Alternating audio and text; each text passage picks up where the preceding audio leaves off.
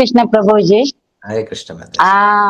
ನಾ ಧಾರವಾಡದಿಂದ ಈ ಹಿಂದೆನೆ ನಾನು ಬೆಂಗಳೂರಿಗೆ ಬಂದಾಗ ನಾನು ಕೆಲವೊಂದು ದಿನ ಮಿಸ್ ಮಾಡ್ಕೊಂಡಿದ್ದೇನೆ. ಭಗವದ್ಗೀತೆ ನಿಮ್ದಕ್ಕೆ ಜಾಯಿನ್ ಆಗಿದ್ದೇನೆ ಮಗಳ ಮನೆ ಬಂದಾಗ. ನನ್ಗೆ ಸಮಸ್ಯೆ ಅಂದ್ರೆ ನಾವು ಶಿವಭಕ್ತರ ಆಗ್ಬಿಡ್ತೇವೆ. ಶಿವಪೂಜೆ ಮಾಡೋದು ನಮ್ದು ದೀಕ್ಷಾ ಕೂಡ ಆಗಿದೆ. ನಮ್ದು ಲಿಂಗಾಯತ ಧರ್ಮ ಆದ್ರಿಂದ ನಾವು ದೀಕ್ಷೆ ಆಗಿರೋದ್ರಿಂದ ನಾವು ಅದನ್ನ ಬೆಳಿಗ್ಗೆ ಪೂಜೆ ಮಾಡ್ಕೊಳ್ತೇವೆ. ಆದ್ರೆ ಹರಿಹರರಲ್ಲಿ ಭೇದ ಇಲ್ಲ ಅಂತಿದ್ರು ಕೂಡ ಇದನ್ನು ಮಾಡುವಾಗ ಯಾಕೋ ಒಂದು ಸರಿನೋ ಇದು ಸಂಶಯ ಸಂಶಯ. ಸೊ ಈ ಇನ್ನೊಂದು ಇದು ನಿಮ್ ಮುಖಾಂತರ ಪ್ರಶ್ನೆಗೆ ಎಲ್ಲರಿಗೂ ಉತ್ತರ ಕೊಡ್ತಿದ್ದೇನೆ.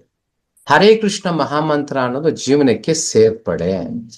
ಸ್ಪಷ್ಟವಾಗಿ ಅರ್ಥ ಮಾಡ್ಕೊಳ್ಳಿ, ಸೇರ್ಪಡೆ.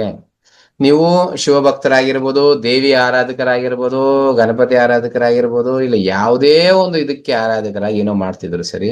ಇವಾಗ ವಿಷ್ಣು ಸಹಸ್ರನಾಮ ಹೇಳ್ತಿದ್ರ, ಲಲಿತ ಸಹಸ್ರನಾಮ ಹೇಳ್ತೀರಾ, ಚಂಡಿ ಪೂಜೆ ಏನೋ ಮಾಡ್ತಿದ್ರ, ಇದು ಮಾಡ್ತಿದ್ರ, ಏನ್ ಮಾಡಿದ್ರು ಹರೇ ಕೃಷ್ಣ ಮಹಾಮಂತ್ರ ಅನ್ನೋದು ಸೇರ್ಪಡೆ. ಮತ್ತೊಮ್ಮೆ ಹೇಳ್ತೀನಿ, ಸೇರ್ಪಡೆ. ಅದಕ್ಕೆ ನಾನು ಮಾಡ್ತಾ ಇರೋದನ್ನ ಬಿಟ್ಟು ಬಿಡ್ಬೇಕು, ಯಾವುದೇ ಕಾರಣಕ್ಕೂ ಬಿಡಬಾರ್ದು. ಯಾವುದೇ ಪೂಜೆ ಮಾಡ್ತಿದ್ರೆ, ಏನೇ ಮಾಡ್ತಾ ಇದ್ರೆ, ಯಾವುದೇ ಕಾರಣಕ್ಕೆ ಅದನ್ನ ಬಿಡಬಾರದು. ಸೊ ಕೃಷ್ಣ ಮಹಾಮಂತ್ರ ಒಂದು ಸೇರ್ಪಡೆ ಆಗಿರುತ್ತೆ. ಅದ್ರ ಜೊತೆಗೆ ಇದನ್ನ ಸೇರಿಸ್ಕೊಂಡು ಇದನ್ನು ಹೇಳಬೇಕು. ನಂತರ ನಿಮ್ಮ ಜೀವನ ಪರಿಪೂರ್ಣತೆ ಆಗ್ತಾ ಆಗ್ತಾ ಆಗ್ತಾ ಗೊತ್ತಾಗುತ್ತೆ. ಇನ್ನು ಇವತ್ತೇ ಪ್ರಾರಂಭ ಆಗಿದೆ, ಇನ್ನು ಬರುವ ದಿನಗಳಲ್ಲಿ ಗೊತ್ತಾಗುತ್ತೆ ಯಾವ ರೀತಿ ದೇವಿ ಪೂಜೆಯನ್ನ ಮಾಡ್ಬೇಕು, ಇಲ್ಲ ದೇವತೆಗಳನ್ನ ಪೂಜೆ ಮಾಡೋದು ಹೆಂಗೆ, ಅದ್ರ ಮೇಲೆ ಹೆಂಗೆ ಕೃಷ್ಣನ ಪೂಜೆ ಮಾಡ್ಬೇಕು, ಏನು ಒಂದೊಂದೊಂದು ಗೊತ್ತಾಗುತ್ತೆ. ಯಸ್ಮಿನ್ ತುಷ್ಟೇ ಜಗತ್ತುಷ್ಟೇ. ಕೃಷ್ಣ ತೃಪ್ತಿ ಮಾಡಿ ಜಗತ್ತೇ ತೃಪ್ತಿ ಆಗೋಗುತ್ತೆ, ಅದು ಬೇರೆ. ಇನ್ನೊಂದು, ನೀವು ಭಕ್ತರಾಗಿರೋದ್ರಿಂದ ಶಿವ ಯಾರನ್ನ ಆರಾಧಿಸ್ತಾನೆ? ಮಾಡ್ತಾ ಇರ್ತಾನೆ. ಕರೆಕ್ಟ್. ಭೇದ ಇಲ್ಲ, ಅವರಿಬ್ಬರು ಭಾವನೆಂಟ. ಈ ರೀತಿ ತುಂಬಾ ವಿಚಾರಗಳಿವೆ ತಿಳ್ಕೊಳ್ಳೋದಕ್ಕೆ. ಅದಕ್ಕೆ ಎಲ್ಲೋ ಗೊಂದಲದಲ್ಲಿದ್ದು ಏನು ಇದು ಮಾಡಬೇಡಿ. ಸೊ ಶಿವನೇ ಹೇಳಿದಂತ ಸಂದೇಶ, ವೈಷ್ಣವನ ಮೆತಾ ಶಂಭು. ವೈಷ್ಣವರಲ್ಲೇ ಶ್ರೇಷ್ಠನು ಯಾರು ಅಂದ್ರೆ ಅದು ಶಂಭು, ಶಿವನ್. ಅದಕ್ಕೆ ಅವರೇ ನಿಮ್ಗೆ ಮಾರ್ಗದರ್ಶನ ಕೊಡ್ತಿದ್ದಾರೆ, ಏನು ತೊಂದರೆ ಇಲ್ಲ. ಅದಕ್ಕೆ ಅವ್ರನ್ನ ಬಿಟ್ಟು ಇಡ್ತೀನಿ ಅನ್ನೋದು ತಪ್ಪಾಗುತ್ತೆ. ಸೊ ಅವ್ರದ್ದು ಇದನ್ನ ಜಪ ಅನ್ನೋದನ್ನ ಮಾಡಿ. ಓಕೆ. ಹಾ ಪ್ರಭುಜಿ, ಅದೇ ನನ್ಗೆ ದೀಕ್ಷೆ ಆಗಿರ್ತದೆ ಮಠದಲ್ಲಿ ಸ್ವಾಮಿಗಳಿಂದ. ಆದ್ರಿಂದ ಆಕ್ಚುಲಿ ನಾನು ಮೊದಲು ವಿಷ್ಣು ಭಕ್ತಳೆ. ಹುಟ್ಟಿದ್ದು ಮನೆ, ಮದುವೆ ಆದದ್ದು ಲಿಂಗಾಯತರನ್ನ. ಆಗ ನಾನು ಅಲ್ಲಿ ದೀಕ್ಷೆಯನ್ನು ಪಡೀತೇನೆ.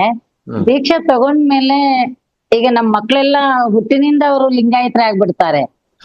ಆದ್ರೆ ನಾನು ಹರಿಹರ ಇಬ್ಬರದ್ದು ಮಾಡ್ತಿರ್ತೇನೆ. ಆದ್ರೆ ನಮ್ದು ನಿಯಮಾವಳಿ ಪ್ರಕಾರ ದೀಕ್ಷೆ ಆಗಿರೋದ್ರಿಂದ ಬೆಳಿಗ್ಗೆ ಎದ್ದ ಕೂಡಲೇ ಮೊದಲು ಸ್ನಾನ ಎಲ್ಲ ಶುಚಿರ್ಭದ್ರಾಗಿ ಶಿವ ಪೂಜೆಯನ್ನು ಮಾಡೋದು, ಲಿಂಗ ಪೂಜೆ ಅದು ಫಸ್ಟ್ ಇರ್ತದೆ ನಮ್ದು.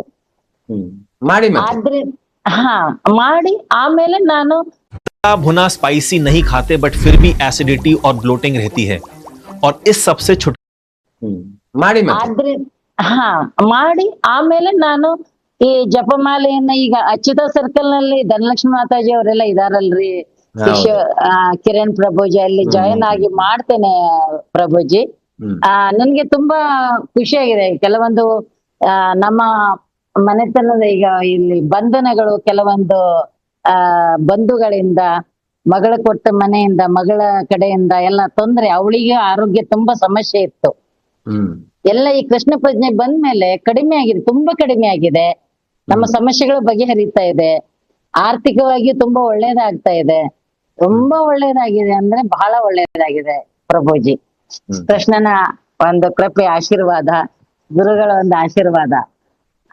ಆದ್ರೆ ಕೆಲವೊಂದು ಸಂಶಯಗಳು ಇರ್ತಾವಲ್ವಾ, ಅದಕ್ಕೆ ನಮ್ಗೆ ಕೊನೆವರೆಗೂ ಇರುತ್ತೆ. ಮತ್ತೆ ಕೊನೆವರೆಗೂ ಜ್ಞಾನ ಪರಿಪೂರ್ಣ ಆಗೋವರೆಗೂ ಸಂಶಯಗಳು ಇರುತ್ತೆ.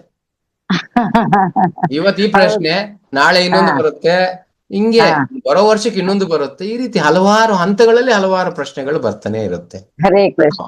ನಿವಾರಿಸ್ಕೊಂಡು ಅದನ್ನ ಮಾಡ್ಕೊಂಡು ಮಾಡಿ ಮತ್ತೆ. ಆಯ್ತು.